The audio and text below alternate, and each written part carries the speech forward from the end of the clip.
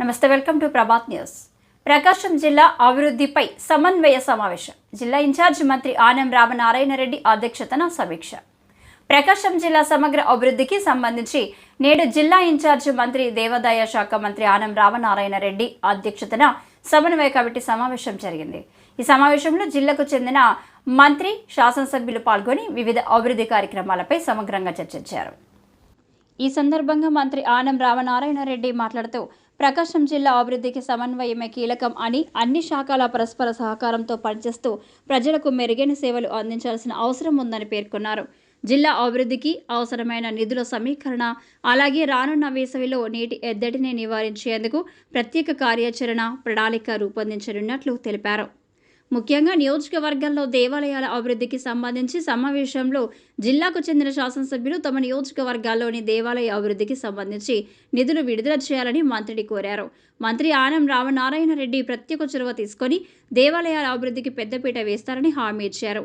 అలాగే రానున్న రోజుల్లో నియోజకవర్గాల వారీగా సమావేశం నిర్వహిస్తామని మంత్రి ప్రకటించారు.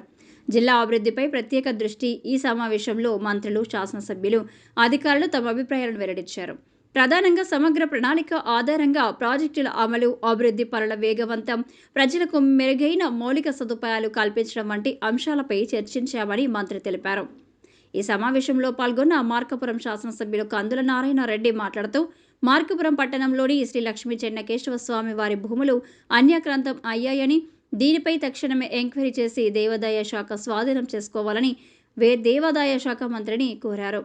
ఈ సమన్వయ సమావేశానికి జిల్లా మంత్రి డాక్టర్ డోల బాల వీరాంజనేయ స్వామి, ఒంగోలు శాసనసభ్యులు దామచర్ల జనార్దన్, కనిగిరి శాసనసభ్యులు డాక్టర్ ముక్కు ఉగ్ర నరసింహారెడ్డి, గిద్దలూరు శాసనసభ్యులు ముత్తుమల అశోక్ రెడ్డి, దేవాదాయ శాఖ సెక్రటరీ వినయ్ చంద్, దేవాదాయ శాఖ కమిషనర్ రామచంద్ర మోహన్ హాజరయ్యారు.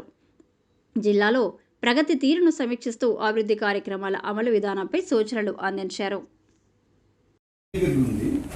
నేను ఇన్ఛార్జ్ మినిస్టర్ కాబట్టి 4 సార్లు పోయి వీళ్ళ దగ్గర కూర్చొని అసలు చెప్పిందే అడుగుతారు వాళ్ళు. పాపం మనమేమి చెప్పలేని పరిస్థితి అవుతుంది. అట్లీస్ట్ మనం ఏదైనా కొంత కలెక్టర్ ఇది ఉంది కదా, మనకి ఒక కమిటీ వేసాం కదా, ఏదైనా మా ల్యాండ్స్ రెంటల్ వాల్యూస్ ఫిక్స్ చేయడానికి, అది మార్కెట్ వాల్యూ ఫిక్స్ చేయడం అట్లా ఏదైనా ఒక